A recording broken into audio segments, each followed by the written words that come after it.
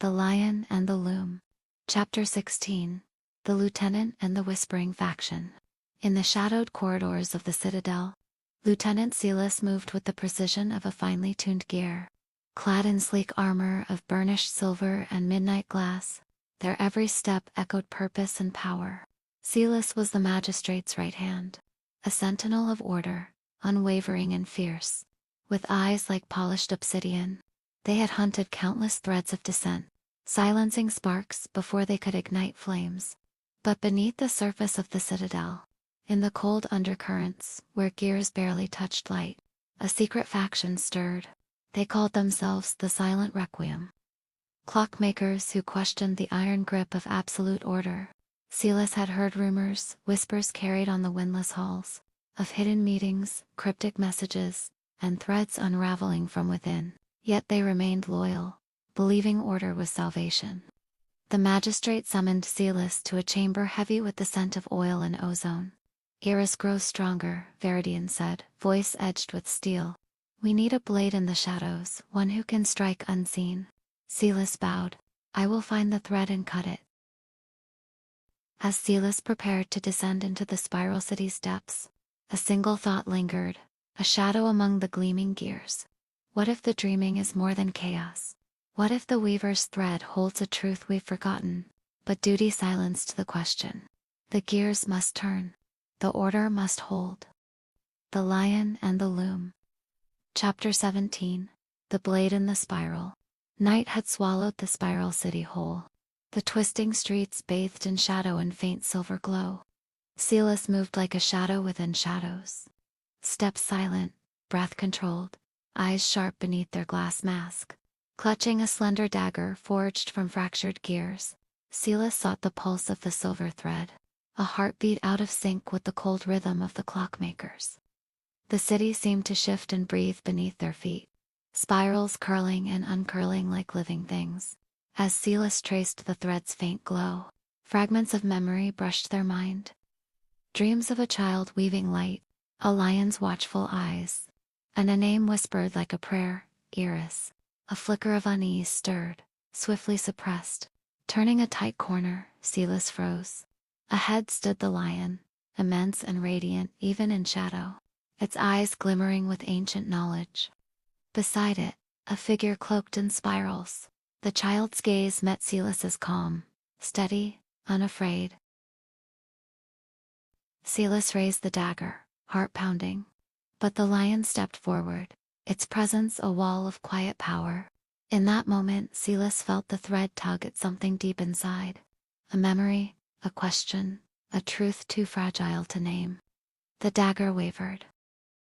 The Lion and the Loom. Chapter 18. The Fracture Within.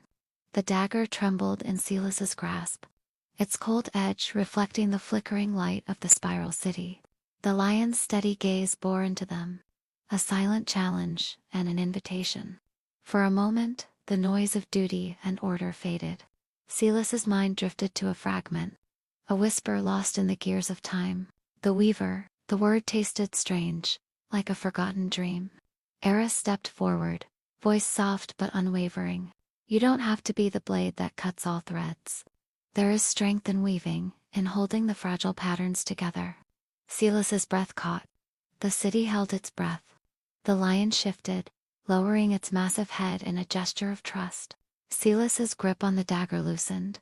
A crack appeared in the armor of certainty. The gears inside them began to grind differently. Would she choose to sever the thread, or protect it? The answer lay not in orders, but in a new understanding waiting to be woven. The Lion and the Loom. Chapter 19. Threads United. The dagger slipped from Silas's fingers, clinking softly against the glowing stones of the Spiral City. Eris's eyes held no triumph, only quiet invitation. The lion's great head lowered in acknowledgement. A slow breath of acceptance. Silas took a tentative step forward. The weight of old orders lifting with each breath. If the dreaming is to live, then I will be its blade and its shield. Together, the three moved through the spiraled streets, their footsteps weaving new patterns in the city's ever-shifting paths. Silas learned to listen, not just with sharp eyes and steel, but with a heart beginning to understand rhythm and flow.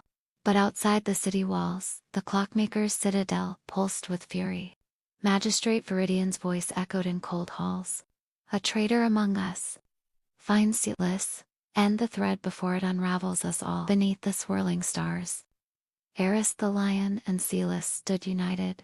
The spiral city breathed around them, a tapestry of hope, memory, and fragile dreams. The Lion and the Loom. Chapter 20. Threads of Connection. Beneath the soft glow of the spiral city's twilight, the trio gathered near the heart of the spiral, a place where stories seemed to breathe in the air.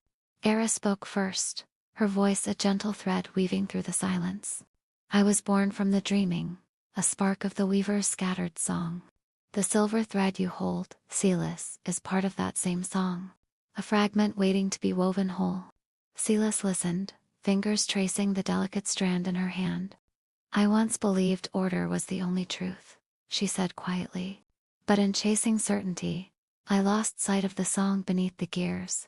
The lion, silent and majestic, stepped forward. Though it spoke no words, its eyes shimmered with ancient memory. Eris and Silas felt the stories ripple in the air. Visions of the lion's birth from the breath of the first question, its endless vigil at the border of waking and dreaming. Together, they traced the silver thread through the city's spirals, finding hidden runes and echoing whispers of the weaver's loom. Each discovery knit their bond tighter, a tapestry of trust, hope, and growing purpose. A moment of peace. For a brief moment, the spiral city held its breath. Three souls connected by thread and story, ready to face the unraveling world. Together,